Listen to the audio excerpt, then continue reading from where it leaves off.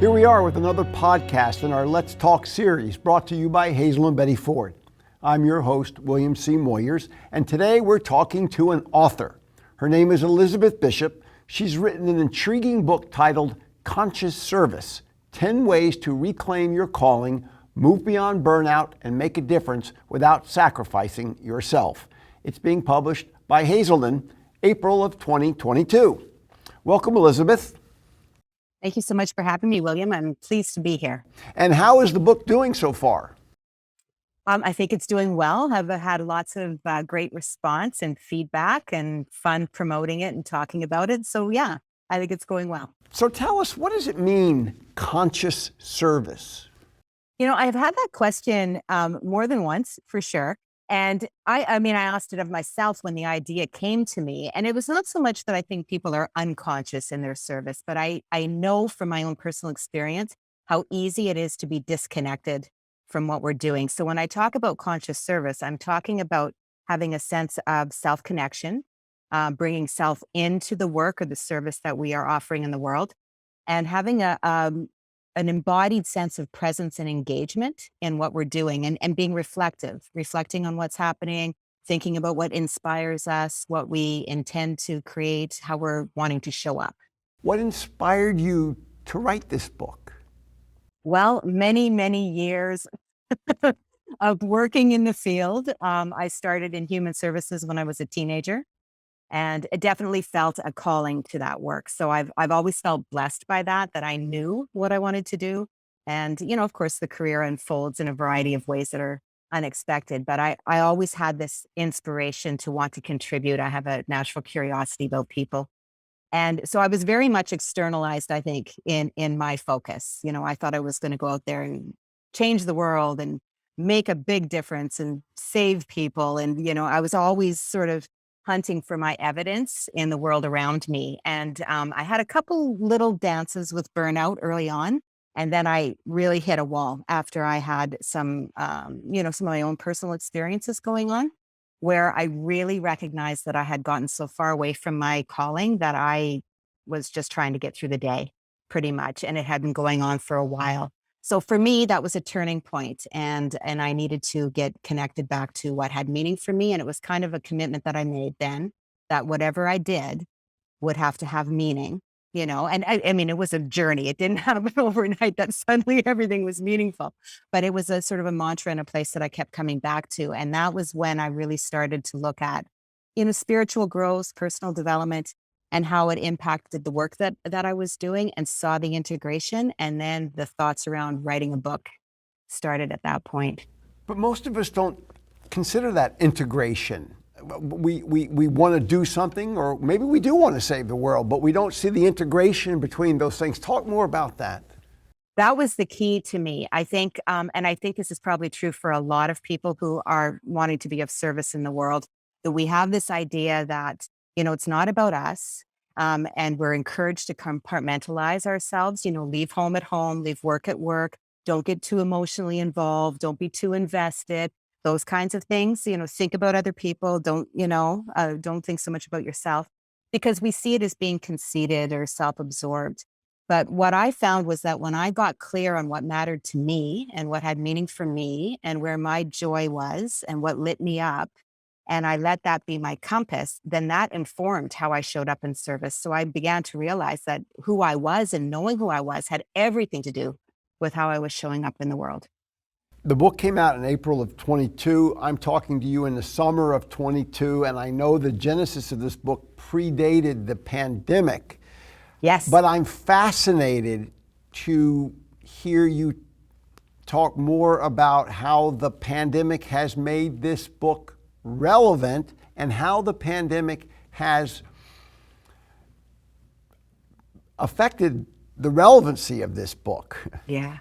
Yeah. For me, as soon as the pandemic hit, and, you know, I mean, this work has been bubbling for me for years and years and years. And a key piece of it has been having to live it in my own life. It would kind of shut off in terms of, you know, wisdom trickling in or information trickling in if I wasn't living it myself.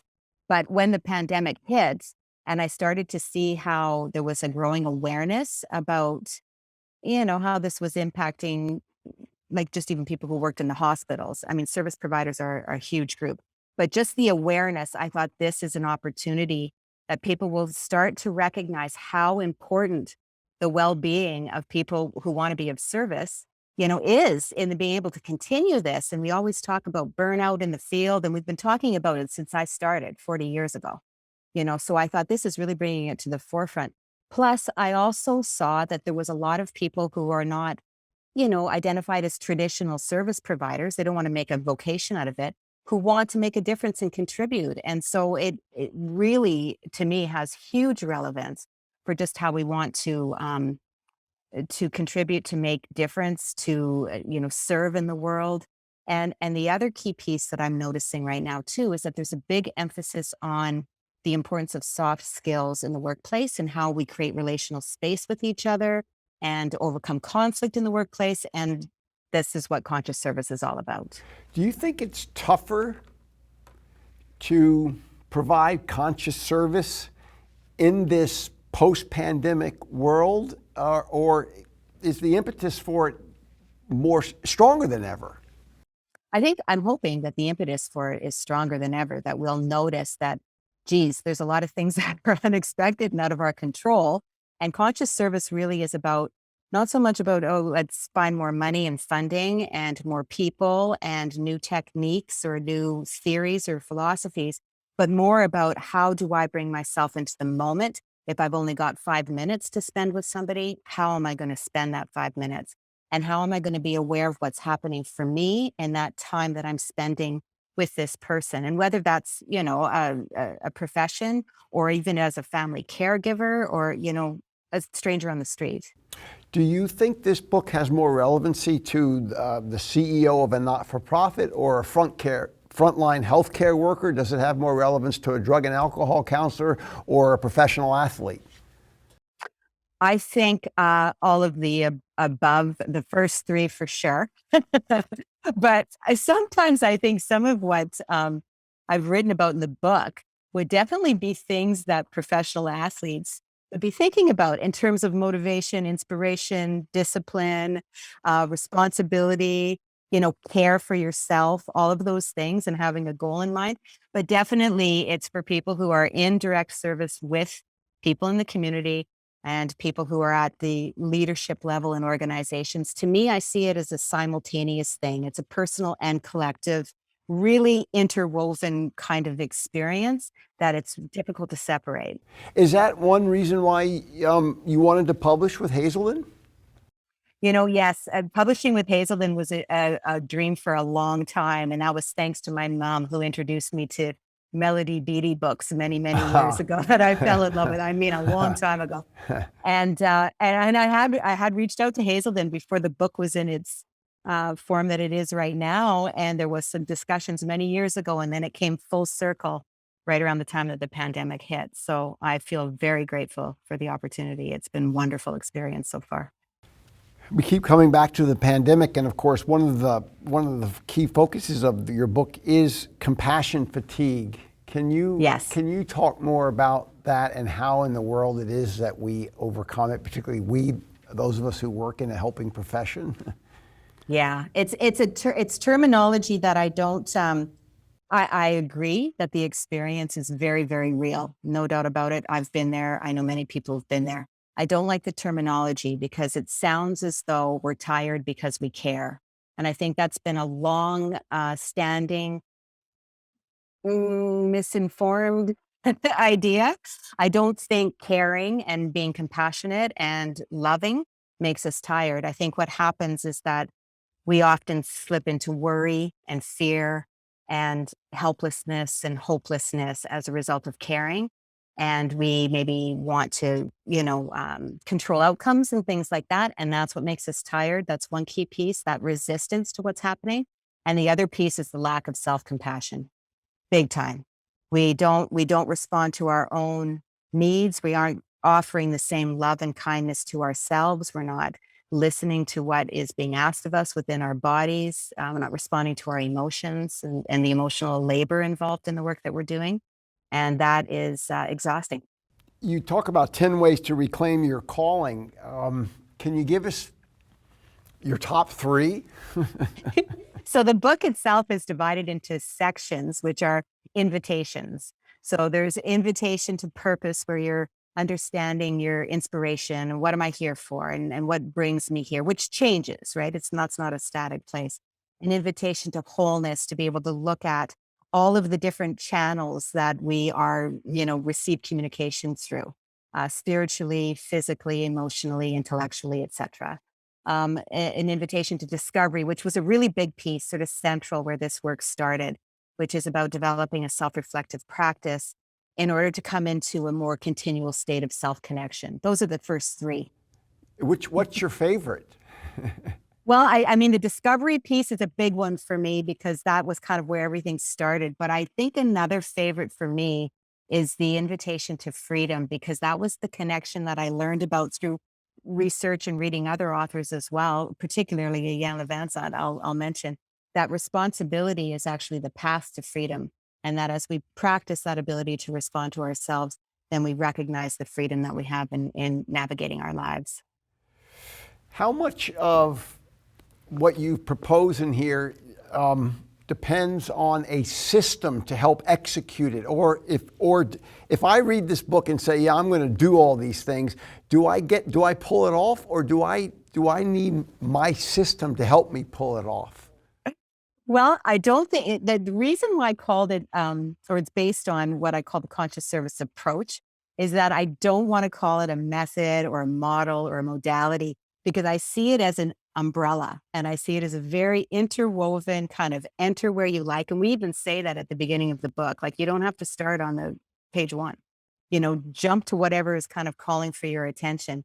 So it's a journey of listening to ourselves, and then looking at the frameworks, the ideas, the invitations, the alternative perspectives, kind of like what I just offered a little bit there around the compassion fatigue, to understand more about what's going on within yourself as the reader or the person who wants to practice this. But it is a never-ending journey, I will say. There's not really a destination. Right. I think a lot of mini campouts along the way, but no final destination.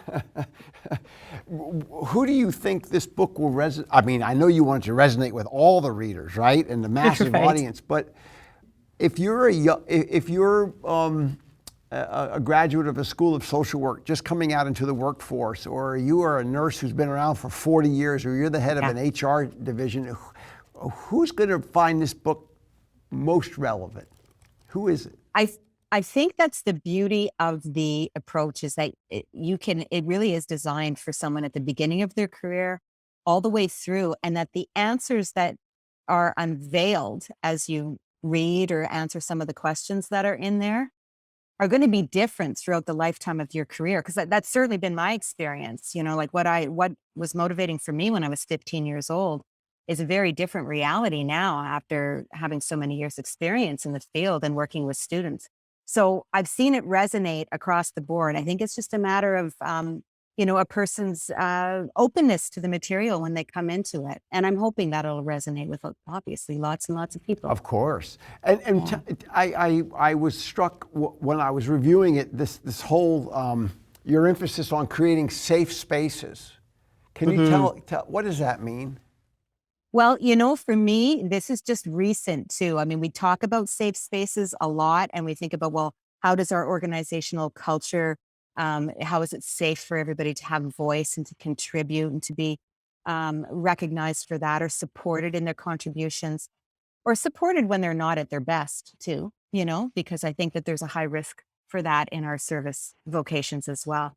But I've just started playing with the idea and realizing that, if I want to feel safe somewhere, a lot of that has to do with me understanding what that is for me, and what feels safe to me, and how do I respond to myself and create that. And maybe this is a day to have a certain conversation, and maybe it's not, and really taking, again, that personal responsibility for safety, and then thinking about, well, how do I bring these qualities then into the space to encourage others that I'm relating to feel safe as well. So on that note, we know that this is a book that will help people to stay healthy. We know it's a book being published by Hazelden, and Hazelden, of course, is always promoting and encouraging healthy living, healthy perspectives. But there are going to be people who are going to read this book, just like there are who are tuning into this podcast, who are really struggling. They're Yes. struggling for whatever reason, but let's just start with the fact that these are tricky times, post-pandemic, war in Europe, economic insecurity, stock market stuff. What do you tell people who are struggling right now? Well, I guess I can just draw from my own experience, and noticing what's happened to me over the years at different times when I felt like I was really struggling too. And I think the key piece has always been to come back home and to be with what's happening, which is probably the hardest thing to do. We'd rather see if we could reorganize something outside of ourselves to fix it. We were very focused on fixing it and getting past it. But I've come to realize after being here on this planet for a while, that if I can be with it and be kind to myself in the space of whatever's going on inside of me, if it's fear, worry, grief, whatever it might be that's uncomfortable for me, to just talk myself through it as though I loved myself and as though I was speaking to someone I really cared about, and just reminding myself that I can find my way through and what step can I take? Because there's a lot of things we can't control. And when we put our energy there, again, it becomes exhausting and depleting.